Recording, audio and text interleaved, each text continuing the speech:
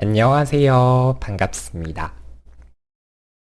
한 번에 합격하는 ITQXS 2021 과정에 오신 여러분들을 모두 진심으로 환영합니다. 지금 이 동영상 강의를 클릭하신 분들은 이 강의가 어떤 수업일까 궁금해서 이 강의를 클릭하신 분들이 많으실 것 같아요. 모두 잘 오셨습니다.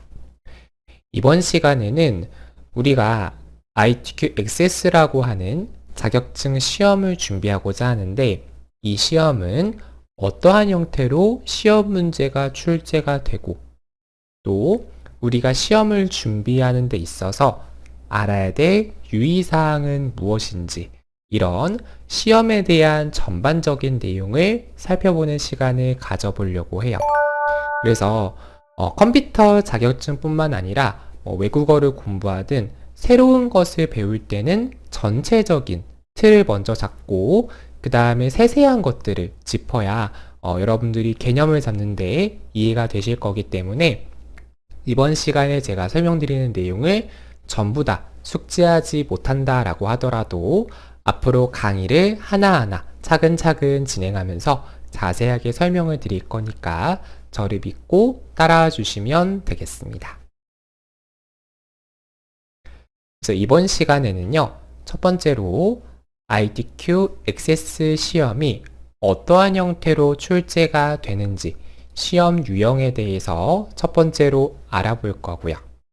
두 번째로 수험자 유의사항 부분에 대해서 함께 살펴보도록 하겠습니다.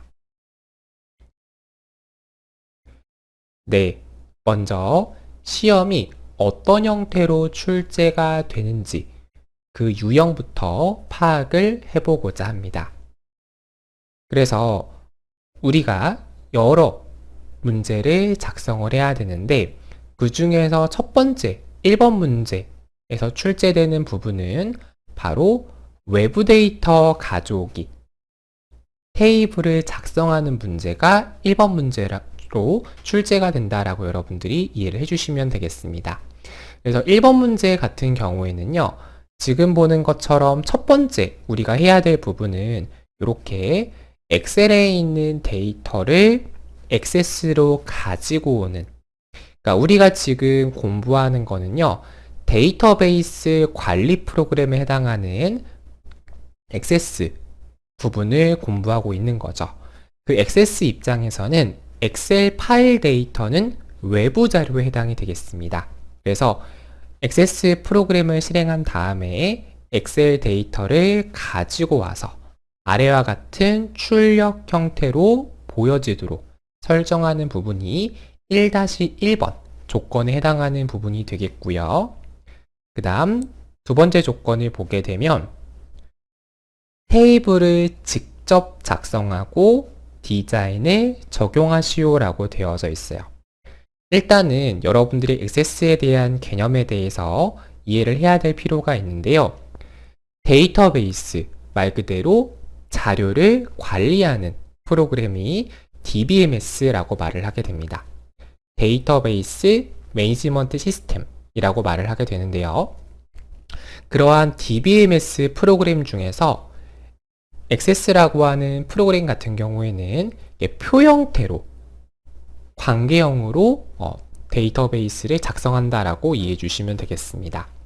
그래서 이 테이블이라고 하는 것은 말 그대로 표를 작성하는 부분이 되는데, 이 1-1번에 있는 거는 표를 직접 만드는 것이 아니라 엑셀에 있는 값을 가져와서 편집하는 부분, 이 테이블 1번에서 작업을 해야 될 부분이고요. 테이블 2번 같은 경우에는 새로운 표를 만드는 거죠.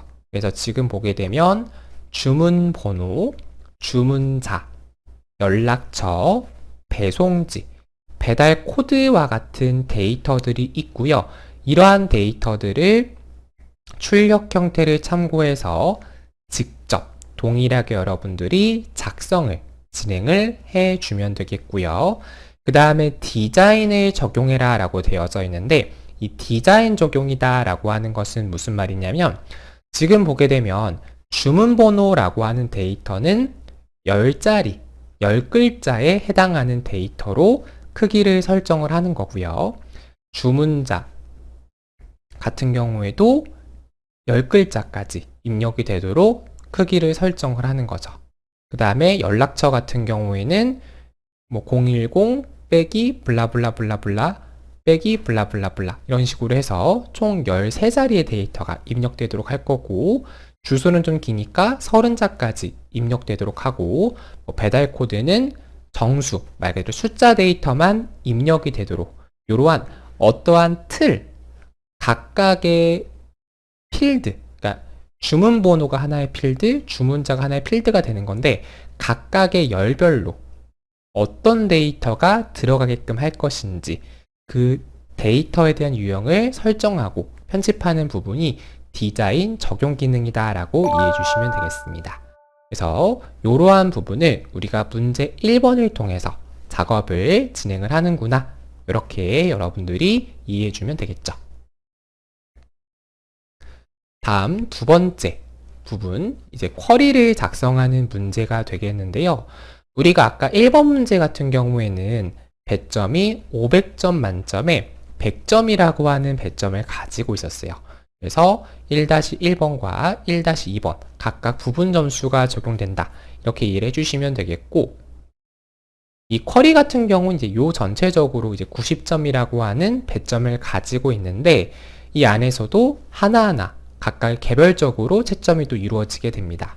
그래서 지금 결론적으로 보게 되면은요, 함수를 총 3개를 적용해야 돼요. 그죠? 주문일 데이터, 그리고 상품 분류 데이터, 그리고 배달비 데이터, 이렇게 총 3개의 데이터에 대해서 함수식 사용이 되어져 있는 모습을 여러분들이 보실 수가 있는 거죠.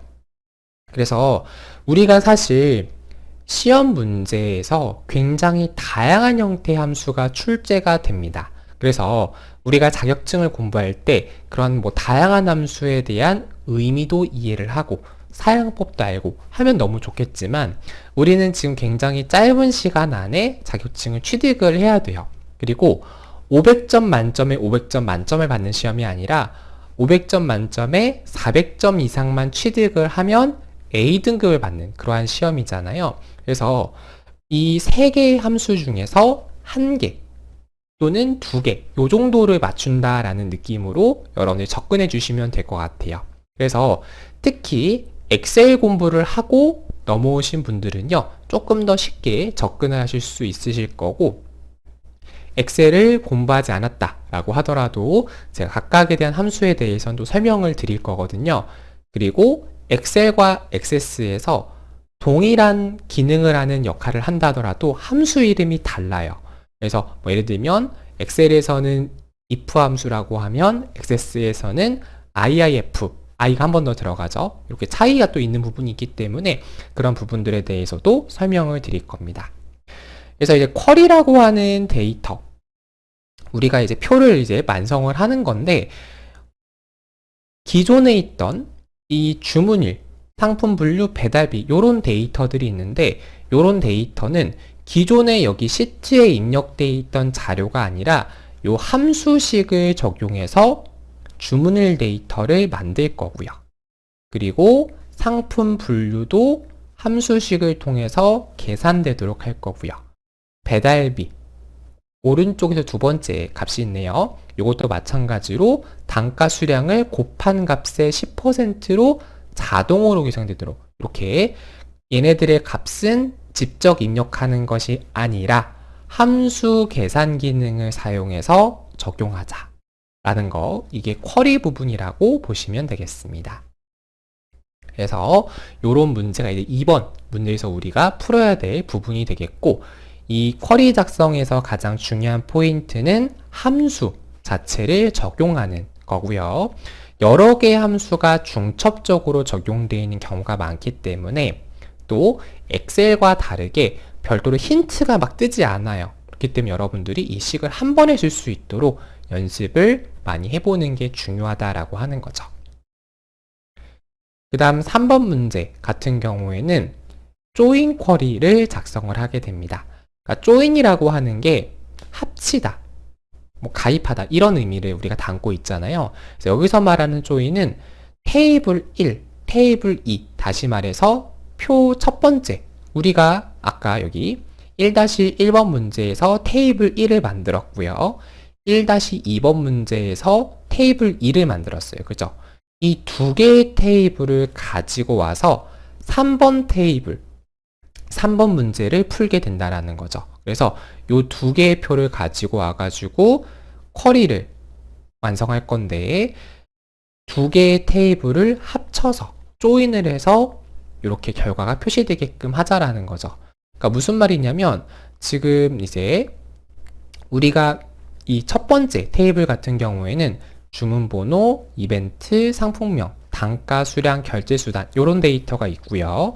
그 다음에 우리 두 번째 테이블을 보게 되면 주문번호는 똑같이 있죠. 그리고 주문자, 연락처, 배송지, 배달 코드 각각의 데이터를 좀 내용에 차이가 있는 것을 볼 수가 있어요. 여기 중에서 겹치는 부분, 주문번호를 기준으로 해서 어떤 값은 테이블 1에서 가져오고 어떤 값은 테이블 2에서 가져오고 이런 식으로 우리가 할 수가 있다라는 거죠. 그래서 예를 들면 이제 주문자 같은 경우에는 여기 테이블 2번에서 가지고 와야겠네요.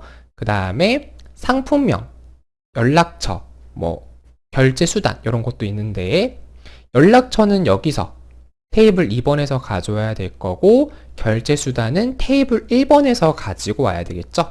그래서 이것도 이제 조인 쿼리 설명드릴 때 자세하게 설명을 드리겠지만, 이렇게 두 개의 테이블 중에서 안에 있는 데이터 중에서 내가 필요한 부분, 시험 문제 요구하는 부분만 가져와서 하나의 새로운 표를 만드는 그러한 기능이 조인 쿼리라고 보시면 되겠습니다. 이것도 어떤 면에서는요, 아까 우리 2번 문제, 이 함수가 들어갔던 부분보다 훨씬 간단하게 할 수 있다라는 거 기억을 해주시면 되겠고, 이 조인 쿼리 같은 경우에는 사전적으로 좀 알아야 되는 개념들이 있어요. 그래서 그런 것들도 본 강의에서 다 설명을 드리도록 하겠습니다. 그 다음 문제 4번입니다. 4번은 폼을 설계하는 폼 작성 문제가 되겠는데요. 이제 폼, 우리가 일명 양식이라고 말을 하게 되죠. 그래서 엄청나게 뭐 대단한 형태의 양식을 만드는 건 아니고요. 여러분들께서 우리가 뭐 홈페이지 같은 거를 들어가게 되면 회원가입을 할 때 뭐 이름 치고 전화번호 치고 이렇게 인적사항을 기입을 해야 홈페이지 회원가입이 되잖아요. 대부분의 사이트는. 그런 것처럼 어떤 양식을 만드는 기능이다라고 생각을 해주시면 되겠습니다. 지금 홈페이지를 만드는 건 아니지만 이렇게 하나의 뭐 이번 시험 문제에서는 배달관리 현황이라고 하는 양식을 만들 거라는 거죠. 그래서 여기서 뭐 주문 번호를 선택을 하면 여기 하단을 보시면 이제 그 주문에 대한 뭐 주문 번호에 대한 적립금이라던가 상품명이라던가 금액 이런 것들이 뜨게끔 할 수가 있겠죠. 이런 폼을 작성하는 문제가 되겠고, 제 개인적인 생각 그리고 또 많은 수강생분들의 후기를 제가 또 들어보면은요, 많은 분들이 어려워하시는 게 2번 이 쿼리 작성도 어려워하지만 이 4번 문제 폼 작성도 많이 어려워합니다. 이 폼 작성 같은 경우에는 이제 막 엄청나게 생각을 많이 해야 되는 문제는 아니에요. 함수 이런 건 아니거든요. 근데 뭐가 있냐면 굉장히 조건이 디테일하다라고 하는 거죠. 이게 장단점이 있겠죠. 조건이 디테일하다는 거는. 그래서 어떤 면에서는요, 요것들이 이제 조건이 굉장히 세밀하게 명시되어 있기 때문에 여러분들이 누락 없이 하는 게 가장 중요하다라고 하는 거죠. 또 한 가지 다행인 점은 뭐냐면 이 폼 작성 문제 같은 경우에는 문제가 일종의 패턴화가 되어 있어요. 여러분들이 이것도 강의를 들으시면서 또 파트 2 기출문제 풀이편 강의를 또 들으시다 보면 이런 식으로 폼 작성 문제를 풀면 되겠구나 라는 게 자동적으로 머릿속으로 인지가 되실 거예요. 그래서 이 폼 작성 부분 같은 경우에는 문제를 많이 풀어보는 게 합격의 지름길이다 라는 거 참고해 주시면 되겠습니다. 네, 그 다음에 우리 보고서 작성 문제 보도록 할 텐데요. 바로 문제 5번에 해당이 되겠죠. 그래서 우리가 아까 만들었던 쿼리 자료를 사용해서 보고서를 작성하는 부분이 되겠습니다. 그래서 뭐 배달앱 관리 현황 보고서 이렇게 이름을 만들고 이렇게 데이터들이 쭉 나타나게끔 이런 식으로 설정할 수 있는 기능이 보고서 기능이다 라고 이해해 주시면 되겠습니다. 그래서 5번은 그냥 일반적인 보고서를 만드는 형태가 되겠고요. 문제 6번, 이제 마지막 문제가 되는데 이 문제 6번은 레이블 보고서를 작성을 하게 됩니다. 그래서 좀 차이점에 대해서 간단하게 좀 설명을 드리면 이 보고서는 말 그대로 우리가 일명 뭔가 상사에게 보고하기 위한 뭐 그러한 형태로 이제 사용할 수 있는 그런 문서가 되겠죠. 그래서 물론 실질적으로 디자인 자체가 상당히 올드하게 되어 있기는 해요. 근데 우리가 뭐 지금은 이제 시험 문제이기 때문에 그렇게 출제가 된 거고, 그래서 우리가 문제 5번에서는 뭔가 누군가에게 보고하기 위한, 보여지기 위한 그런 용도로 만드는 형태를 작성하는 거다라고 이해해 주시면 되고요. 문제 6번 같은 경우에는 당연히 얘도 이제 누군가에게 보여진 형태를 작성하는 건데 차이점이 뭐냐면 레이블 보고서라고 되어져 있어요. 그래서 여러분들께서 라벨 용지 이런 거 들어보셨어요? 폼택 라벨 용지? 그래서 우리가 그 어디서 많이 볼 수가 있냐면 우편 봉투 같은 거 보면 주소 같은 게 막 써여져 있죠. 뭐 이름이라던가 주소, 연락처 이런 게 써여져 있는데 이런 것들이 손으로 적을 수도 있지만은요. 라벨 용지에다가 프린팅을 해가지고 붙여놓으면 훨씬 더 편하게 깔끔하게 우리가 우편을 발송할 수 있잖아요. 그러한 레이블 보고서를 만드는 거다라고 생각해 주시면 되겠습니다. 요게 이런 그 레이블 보고서 또는 이런 어떤 양식을 만들 때, 라벨 용지를 만들 때 그 각각의 회사별로 이제 번호가 있어요. 그래서 여러분들이 그런 라벨지를 사게 되면 뭐 폼택, 뭐 3442 이런 식으로 번호가 있거든요. 그래서 여기 같은 경우에도 A1이라고 하는 회사의 28315번의 번호의 레이블을 기준으로 해서 만들어라 라고 하는 거고, 그래서 여기 보시면 뭐 주문자, 주문번호, 배상지, 배달 코드 이런 것들이 자동적으로 이렇게 필드에 나타나도록 해주는 기능이에요. 그래서 이렇게 사용하는 기능이고, 이제 한글 프로그램에서는 이런 기능을 메일 머지 기능이라고 말을 하게 되죠. 네, 우리 액세스에선 요거를 레이블 보고서라고 한다라고 이해해 주시면 되겠습니다. 요것도 상당히 어렵지 않은 부분이기 때문에 아마 그 5번보다 6번이 훨씬 더 간단할 거예요. 그래서 조건이 그렇게 어렵지 않거든요. 그래서 요것도 여러분들이 한 문제 2-3번 정도 풀고 또 연습하다 보면 자연스럽게 문제 흐름이 머릿속에 잡히실 겁니다. 네, 이렇게 해서 우리가 전체적인 시험 유형을 한번 살펴봤는데 간단하게 다시 한번 짚고 넘어갈게요. 결론적으로 우리가 ITQ 액세스라고 하는 시험을 통해서는 총 문제가 6개가 출제된다 라는 걸 여러분들이 이해하셨을 거고, 그 중에 문제 1번만 파트 1과 파트 2가 있다라고 이해하시면 돼요.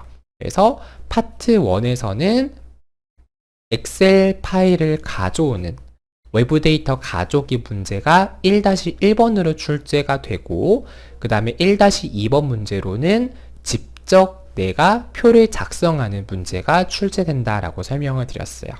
그리고 문제 2번에서는 쿼리, 새로운 어떤 함수식을 작성하는 문제가 출제된다. 이렇게 정리해 주시면 되겠고, 그 다음에 문제 3번 같은 경우에는 우리가 문제 1번에서 만들었던 요 테이블들이 있죠. 요것들에 대한 정보를 결합을 시켜서, 조인을 시켜서 새로운 쿼리를 만드는 그러한 문제가 문제 3번에 해당된다라고 설명드렸어요. 4번 같은 경우에는 우리가 마치 홈페이지에서 어떤 회원가입할 때 뭐 아이디 치고 중복 확인 누르면 뭐 사용 가능한 아이디입니다. 사용할 수 없는 아이디 이렇게 뜨잖아요. 그런 어떤 양식을 만드는 버튼을 눌렀을 때 어떤 작동이 되게끔 그런 식의 하는 어떤 폼을 만드는 그런 부분이 문제 4번이 해당이 되는 거고, 문제 5번은 보고용 문서를 만드는 거, 마지막 문제 6번은 레이블 보고서를 작성하는 문제, 이렇게 출제된다라고 생각을 해주시면 되겠습니다. 그래서 제가 한 가지 여러분들에게 당부 좀 드리고 싶은 말씀은요. 우리가 지금 시험 기간이 그렇게 길지가 않고 짧은 시간 내에 최대한 고득점으로 합격을 해야 됩니다. 그죠? 이왕이면 A등급으로 합격을 하는 게 좋겠죠. 그러기 위해서는요, 여러분들이 선택과 집중이 필요하다라고 하는 거예요. 그래서 여러분들이 이제 본 강의를 다 들으시고 나서 스스로 파악을 했을 때 좀 부족하다 싶은 부분이 있으면 그 부분에 대해서 다시 한번 중점적으로 강의를 들어보시고 또는 연습을 하셔도 되겠죠. 그리고 어렵다, 못하겠다라고 하는 부분은요, 과감하게 포기하셔도 돼요. 물론 한 문제 전체를 포기하면 이제 그거는 너무나도 시험의 당락을 좌우하는 부분이기 때문에 그렇게 접근하기보다는 그 문제 안에서 한두 개의 조건 정도는 너무 따라하기 어렵다라고 하면 패스해도 괜찮다라는 의미로 드린 거예요. 그래서 물론 모든 부분을 다 완벽하게 수행하면 가장 이상적이겠지만 시험 시간도 제한적이기 때문에 여러분들 시간 계산도 하면서 문제를 풀어야 되거든요. 그래서 그런 부분들도 너무 시간을 오래 잡아먹는 부분을 과감하게 넘어갈 수 있는 그러한 부분도 여러분들 기억을 해주시면 좋겠습니다. 네, 그래서 전체적인 시험에 대한 유형에 대해서 여러분들에게 설명을 드렸고, 두 번째로 시험지 가장 처음에 나와져 있는 부분이 이런 수험자 유의사항이라고 하는 부분이에요.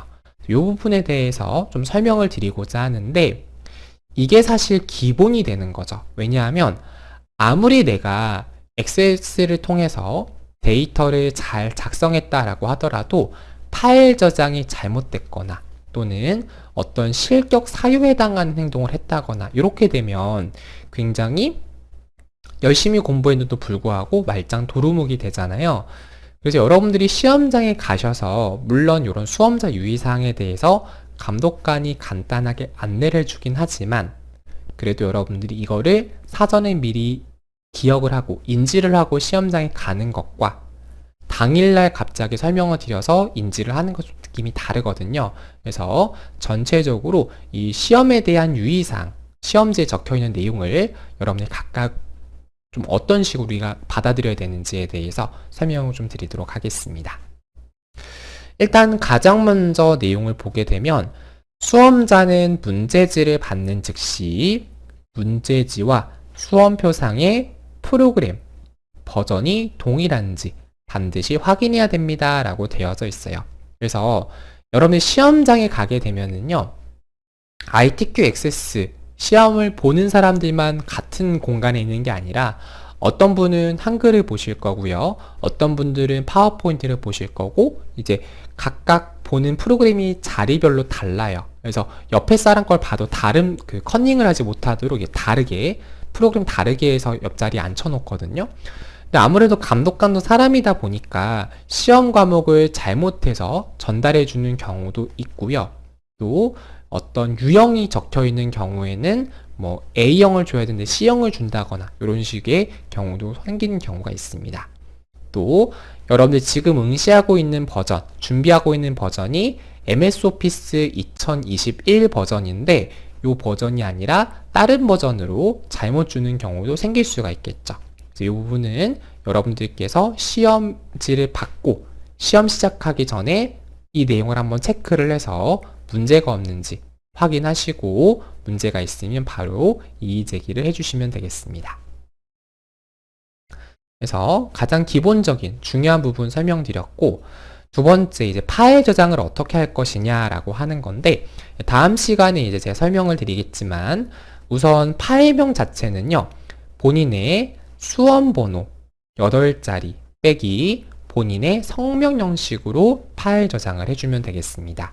그래서 우리는 아직 수험 번호가 안 나왔기 때문에 1, 2, 3, 4, 5, 6, 7, 8 이렇게 임의의 번호를 입력해서 파일 저장 연습을 해볼 거고요.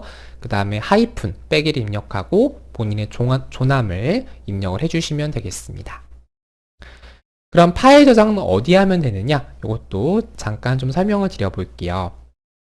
그래서 여러분들 보시면 우리 문서라고 하는 폴더에 ITQ라고 하는 폴더가 있거든요. 여기에다가 이제 이 폴더 안에다가 이제 우리가 액세스 파일 작업한 거를 저장하게 된다. 이렇게 이해해 주시면 되겠고, 혹시라도 이제 문서에 들어갔는데 ITQ라고 하는 폴더가 없을 수도 있어요. 이제 그럴 때는 새로 만들기 눌러서 폴더 눌러가지고 직접 여러분들이 ITQ 폴더를 생성을 해주면 되겠습니다. 그래서 우리는 지금 시험장 환경은 아니기 때문에 이 폴더가 없을 수도 있거든요. 그런 분들은 폴더를 만들어주면 되고요. 그래서 파일명이 수험번호 빼기 성명과 일치하지 않거나 답안 파일을 전송하지 않아 미제출로 처리될 경우 실격 처리된다. 이렇게 되어서 있어요. 여기서 여러분들이 한 가지 좀 기억해야 될 멘트는 뭐냐면, 답안 파일을 전송하지 않아 미제출로 처리될 경우 실격 처리된다. 이렇게 되어져 있는데, 자, 이게 무슨 말인가? 라고 좀 의문이 되실 수 있을 것 같아요. 일단,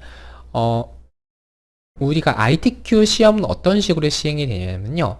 여러분들이 문제를 작성을 하게 되면 그 파일을 기준으로, 여러분들 컴퓨터에 저장된 파일을 자동으로 감독위원에게 전송하는 시스템이 아니라 수험자가 주기적으로 코어스라고 하는 ITQ 그 시험 프로그램이 있거든요. 그 프로그램을 띄워서 답안 전송, 파일 전송을 해줘야 되는 거예요. 우리가 뭐 카카오톡으로 친구에게 파일 공유할 때 또는 메일로 이제 파일 공유하듯이 그 프로그램을 통해서 현재까지 내가 작업한 부분을 감독위원에게 전송을 해야 되는 겁니다. 그래서 이 전송을 할 때 이런 경우가 생길 수가 있어요. 예를 들어서 컴퓨터가 갑자기 꺼진다거나 또는 뭐 말썽을 일으킨다거나 이런 상황이 생길 수가 있잖아요.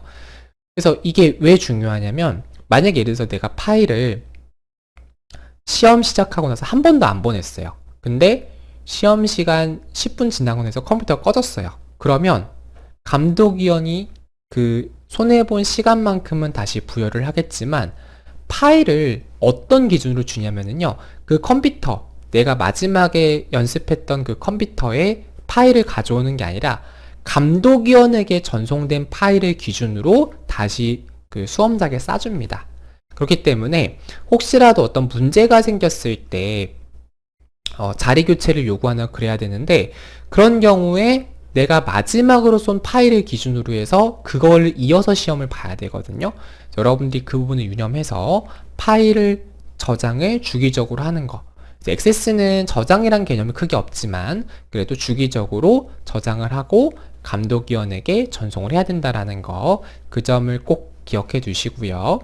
그 프로그램을 처음 실행할 때 수험 번호와 성명을 입력을 하게 돼요. 그래서 그것이 파일을 전송할 때에도 일치함으로 뜨는지 확인을 해서 파일 전송을 해주시면 되겠습니다.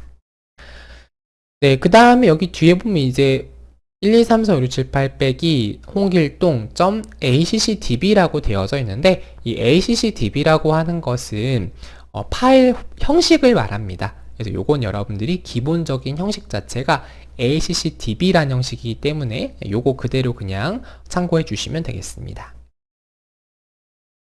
아까 말씀드린 대로 여기는 이제 답안 작성을 마치면이라고 되어져 있는데, 실제로는 한 5분에서 10분 정도 주기로 여러분들이 답안 전송을 해주시면 되겠고요. 파일을 저장을 할 필요는 액세스는 없어요. 왜냐하면 어떤 변경사항을 입력을 하게 되면 액세스는 주기적으로 그걸 자동으로 저장을 하게 되거든요. 하지만 우리는 지금 시험을 보는 입장이기 때문에 한 번 더 수기로 파일 저장을 한 번 더 하고 그 다음에 전송을 하는 걸 추천한다. 이런 말씀 기억해 주시면 되겠고요. 여기도 쓰여져 있죠. 답안 작성 중에도